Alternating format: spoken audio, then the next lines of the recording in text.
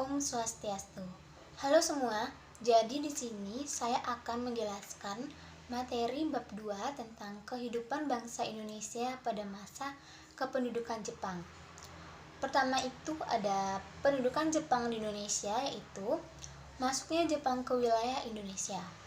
Jepang pertama kali menyerbu Indonesia dimulai dengan serangan Tarakan karena merupakan sumber minyak di Kalimantan, selanjutnya di Balikpapan dan Palembang. Yang kedua ada pemerintahan Jepang di Indonesia. Sebutan resmi pemerintahan militer pada masa pemerintahan Jepang adalah Bala Tentara Nippon.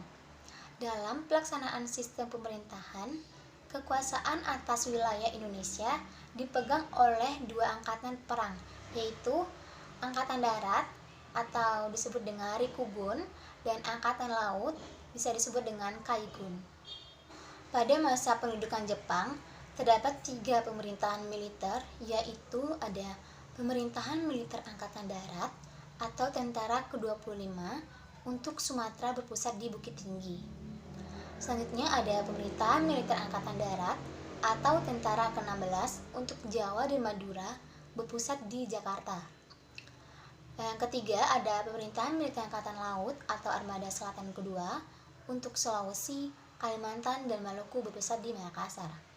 Dan selanjutnya ada organisasi-organisasi militer dan semi-militer.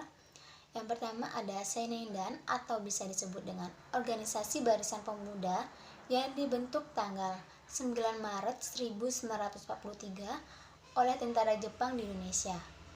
Tujuan dari organisasi Senendan ini adalah untuk mendidik dan melatih para pemuda agar dapat mempertahankan tanah airnya dengan kekuatan sendiri. Yang kedua ada Heiho atau disebut dengan tentara pembantu, yaitu pasukan yang terdiri dari bangsa Indonesia yang dibentuk oleh tentara pendudukan Jepang di Indonesia pada masa Perang Dunia Kedua. Dan yang ketiga ada Keibodan atau bisa disebut dengan Organisasi Barisan Pembantu Polisi atau Laskar Penjaga Keamanan Rakyat. Keibodan dibentuk pada tanggal 29 April 1943 bersama dengan Senendan yang dipimpin oleh Gun Seikan.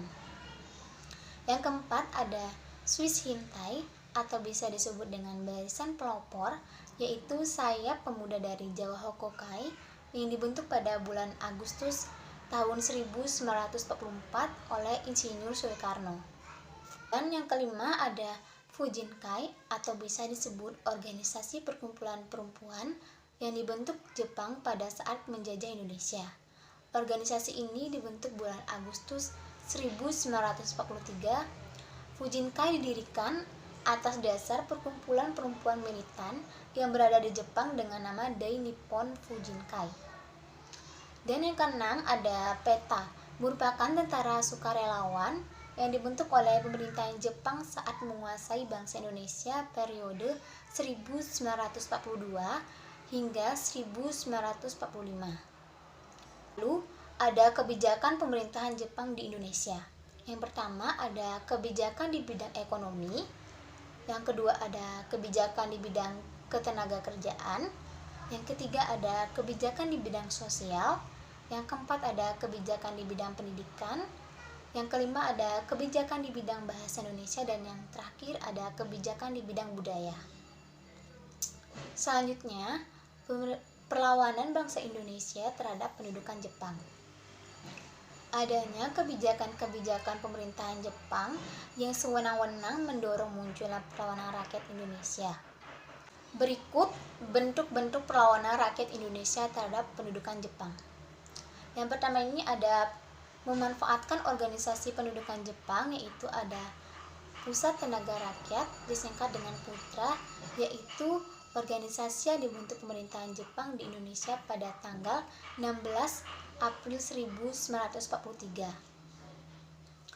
Dan yang kedua ada Chiyo Sang-in, yaitu sesuatu badan yang bertugas mengajukan usul kepada pemerintahan serta menjawab pertanyaan mengenai soal-soal politik dan menyarankan tindakan yang perlu dilakukan oleh pemerintahan militer Jepang.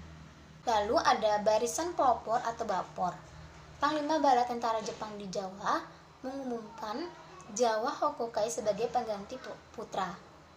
Salah satu bagian dari Jawa Hokokai adalah gerakan pemuda yang dikenal sebagai Barisan Pelopor yang dipimpin oleh Insinyur Soekarno yang dibantu oleh beberapa tokoh nasionalis lainnya.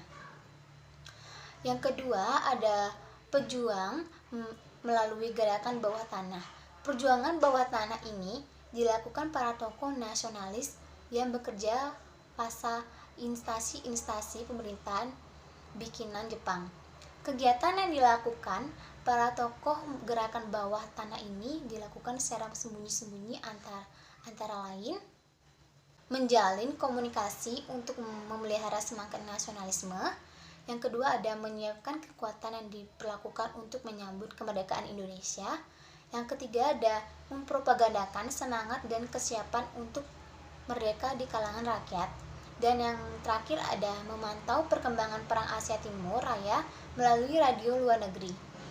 Tokoh-tokoh yang melakukan gerakan bawah tanah yaitu kelompok Sukarani, yaitu menyebarluaskan cita-cita kemerdekaan, menghimpun orang-orang yang berjiwa revolusioner, dan mengungkapkan kebohongan-kebohongan yang dilakukan Jepang.